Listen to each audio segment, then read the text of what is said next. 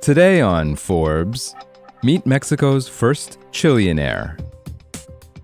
Surrounded by the mountains of Jalisco, Mexico, the entrance to the 20-acre manufacturing headquarters of chili spice maker Industrias Tajín features a half-mile-long driveway lined with Montezuma Bald Cypress trees. Halfway there, it wraps around a massive molcajete, a mortar and pestle weighing 70,000 pounds made from a single piece of volcanic rock. 3 giant flags, 26 feet long by 13 feet tall, fly over the glass headquarters. One has the Tajín logo with its signature chili pepper substituting for the eye. In the center is the Mexican flag, and to the left is the Stars and Stripes. To see such a huge symbol of America 1,000 miles south of Houston is somewhat disorienting, unless you know the backstory. Horacio Fernandez, the 66-year-old founder and CEO of Tajín, explains, quote, "The American dream motivated me. You build the business with your work, with your mind, with your innovation. In Mexico, it's difficult." Fernandez created the seasoning blend 40 years ago in his kitchen, taking cues from what his grandmother used, with the goal of selling genuine Mexican flavors in the U.S. market. It was an audacious plan in an era when some American supermarkets didn't even stock jalapenos, and Chi-Chi's, founded in Minneapolis, was among the country's most popular so-called Mexican restaurants.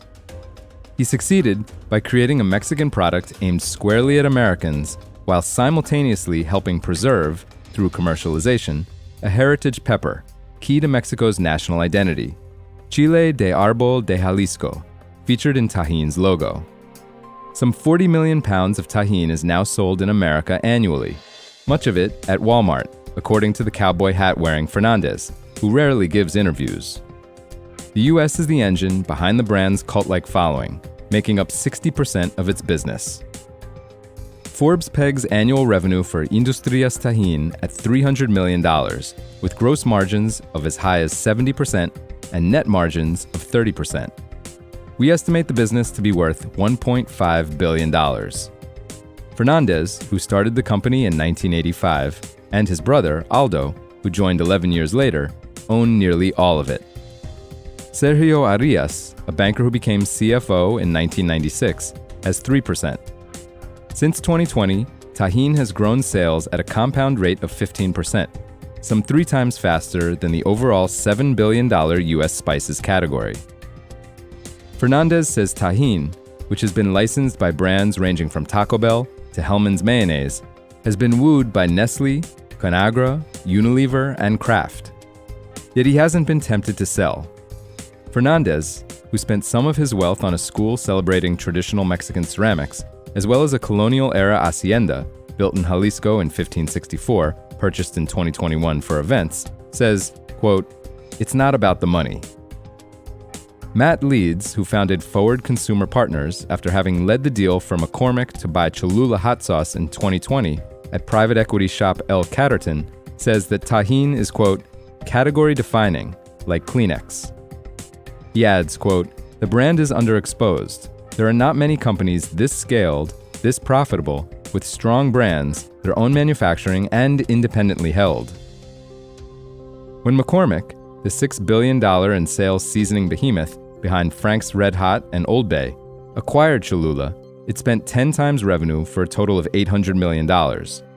Since then, deals in spice brands have ranged a bit lower, from 4 to 8 times sales. Last year, Siete Family Foods, the corn-free chip maker that expanded into seasonings and hot sauce, was acquired by PepsiCo for $1.2 billion, or more than 4 times sales. Tajín grew through grit. Fernandez was raised in Guadalajara, one of 7 kids of a wealthy gasoline entrepreneur, but he wanted to strike out on his own. Without help from his father, he started more than 20 small businesses, hawking everything from leather goods to candy.